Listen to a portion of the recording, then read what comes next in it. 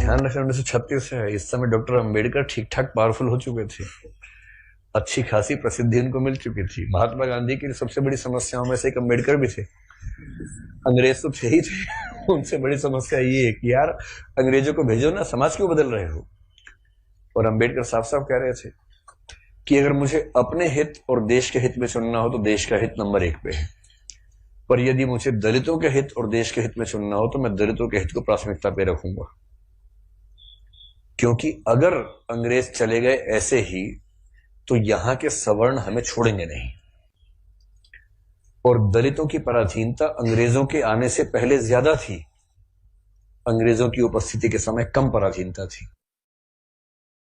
आपको गुस्सा तो आता होगा अंबेडकर में कई बार, क्या ये कैसा आदमी था, है ना, लेकिन आप तर्क सुनेंगे तो दंग रह जाएंगे, तर्क अच्छे हैं। और मजे की बात है कि भारत की संविधान सभा में अंबेडकर जितनी पढ़ाई पूरी संविधान सभा में एक भी मेंबर ने नहीं कर रखी थी। केवल एक BN राव थे जो एडवाइजर थे, उनके पास ठीक ठाक पढ़ाई थी, उन्हें छोड़ दें, बाकी सब मिट्टी के मतलब पेंदे टाइप के थे, प्यादे थे उनके सामने। पढ़ाई लिखाई का जो लेवल अंबेडकर साहब का है वो किसी का नहीं है। तो कुछ लोग मैंने देखा कि सवर्ण मानसिकता के कुछ लोग अंबेडकर को देशद्रोही घोषित करना चाहते हैं इन्हीं कथनों से कि दलित प्रश्न और देश के प्रश्न में दलितों को प्राथमिकता दूंगा तो बुरा मान जाते हैं। और उन्हीं से आप पूछो कि अगर हिंदू का प्रश्न हो और देश का प्रश्न हो, किसी प्राथमिकता दोगे तो हिंदू, हिंदुस्तान है, मजाक समझते हो तो हिंदुस्तान है बोलते हैं, हिंदुस्तान है। मुसलमान तो आए हैं, जा भी सकते हैं, लेकिन हिंदुस्तान है। तो अंबेडकर उस समय पावरफुल हो चुके थे। और अंबेडकर को मैं तो बड़ा सलाम करता हूं इस सेंस में, आमतौर पर वंचित वर्ग में जब कोई पढ़ लिख लेता है ना, अपने वर्ग से कन्नी काट लेता है। रिजर्वेशन का सबसे बड़ा दुख ये है, रिजर्वेशन का सुख ये है कि वंचित वर्गों के लोग आने लगे हैं सत्ता में, और जैसे ही एक गांव से एक बच्चा, दलित बच्चा IAS बनता है ना, पूरा गांव IAS बन जाता है। आरक्षण के वित्तीय लाभ केवल उस व्यक्ति को मिलते हैं जिसको आरक्षण मिला है, पर सामाजिक राजनीतिक लाभ पूरे गांव, पूरे कुनबे, पूरे कस्बे, पूरे शहर को मिलते हैं। कि हमारे गांव का चंदू IAS बना है, और चंदू वर्ग में मान लीजिए SC या ST में आता है, उस दलित जाति के उस गांव के और आसपास के 100 गांव के सब व्यक्तियों के पास कॉन्फिडेंस आ जाता है। कुछ बिगड़ा, चंदू को फोन लगा दिया, चंदू बिटवा देखिए जरा, अब पुलिस वाले ने रोका लाइसेंस के लिए, रुको बात करवाते हैं, ऐसे करके कह रहे किसको फोन करो, चंदू को फोन करो, छोड़ दो कोई बात नहीं, आप जाओ, आप गाड़ी कैसे भी ले जाओ, सिर के ऊपर रख के ले जाओ, कोई बात नहीं, हम कुछ नहीं बोलेंगे। कॉन्फिडेंस लेवल बढ़ जाता है। एक रिजर्वेशन का फायदा ये होता है, आर्थिक फायदा नहीं होता, रिजर्वेशन आर्थिक मामला नहीं है, तो सामाजिक राजनीतिक समतलीकरण का मामला है, उसमें उसको देखना है। और अंबेडकर ने, आजकल क्या होता है कि जो बच्चा IAS बनता है सबसे पहले कोशिश करता है कि उसकी जाति किसी को पता ना लगे कि वो रिजर्वेशन में है। और बहुत सारे लोग SC ST या OBC से रिजर्वेशन का लाभ लेकर अगर IAS बनते हैं तो कोशिश करते हैं कि शादी जैसे सवर्ण समाज में हो, क्योंकि IAS खुद एक जाति है, उस जाति में शादी कहीं भी हो सकती है, वहां जाति प्रथा बीच में नहीं आती है। ऐसे IPS भी एक जाति है जो IAS से नीचे की जाती है लेकिन ठीक ठाक जाती है, वो भी अपने आप में ठीक ठाक जाती है। जैसे IAS पति IPS पत्नी, लोग कहेंगे हाँ ठीक है, IPS पति IAS पत्नी, तो लोग कहते हैं अच्छा चलो कोई बात नहीं ठीक है इस तरह से मैनेज करते हैं, क्योंकि IPS नीची जाती है, IAS थोड़ी ऊंची जाती है, और IRS और बाकी सब तो बहुत ही नीची जाती हैं, और उसमें जो ग्रुप भी हैं वो तो शूद्र टाइप के माने जाएंगे कि ये तो बहुत ही नीचे के लोग हैं। बेशक UPSC ने सफलता दी हो, पर ये नहीं चलेंगे, इनके 10 नंबर कम आए से इनको बाहर करो यहाँ से एक प्रकार की जाति व्यवस्था वहां भी है।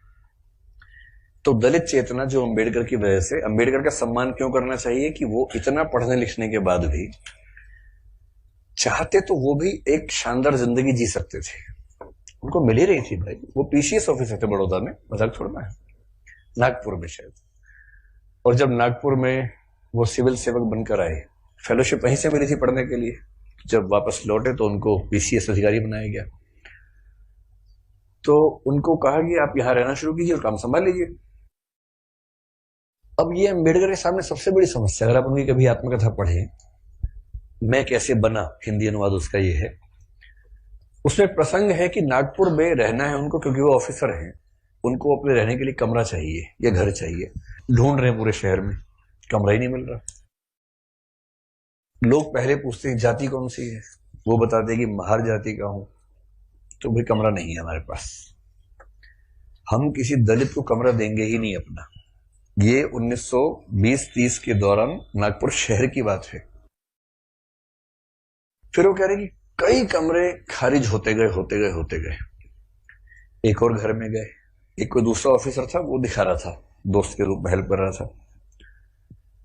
तो वहां मालिक ने पूछा ही नहीं कौन सी जाति के हो, इन्होंने बताया भी नहीं, डंडा क्यों पिटेंगे। उससे पूछा नहीं, उन्होंने बताया नहीं, कमरा मिल गया, रहने लग गए।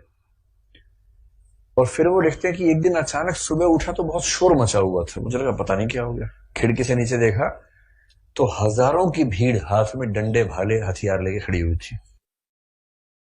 उनको पता लग गया था कि एक दलित आदमी इस घर में रहता है और वो भीड़ मेरा कत्ल करने के लिए आई थी। और उसके बाद कुछ दोस्तों की मदद से पता नहीं पीछे के दरवाजे से कहां से किसी तरह से उनकी जान बचा के भगाया गया उनको। इस दौर से वो गुजरे थे। ये उसी देश की बात चल रही है, सारे जहां से अच्छा हिंदुस्तान हमारा, हम बुलबुलें हैं इसकी, ये गुलसिता हमारा, उसी की बात चल रही है। किसी और देश, पाकिस्तान की बात नहीं चल रही है। उसमें पाकिस्तान था ही नहीं, पाकिस्तान पेट में था उस समय।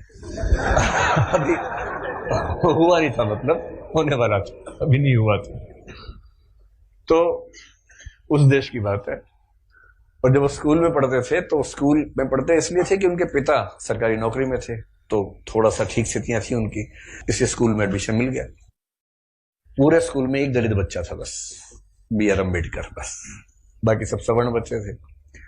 अब दलित बच्चा कैसे हैंडल करे? वो पानी पीने जाएगा, पानी को छू देगा, पानी पवित्र हो जाता है, उसमें हीलियम आ जाता है हाइड्रोजन की जगह। उसके बाद जैसे दलित बच्चा छुएगा हाइड्रोजन के गुण बदल जाएंगे उसमें। तो एक व्यवस्था थी कि भाई पानी पीने की एक जगह थी सबके लिए, एक अलग से मटका था अम्बेडकर के लिए, अलग से रखते थे दूर, उनको वही पीना है और मटके को हाथ नहीं लगाना है।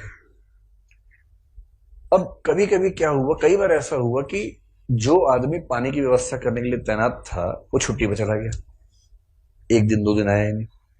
अब इसको प्यास लग रही है, बाकी बच्चों के पास पानी पीने को, उसको पानी पीने को नहीं है।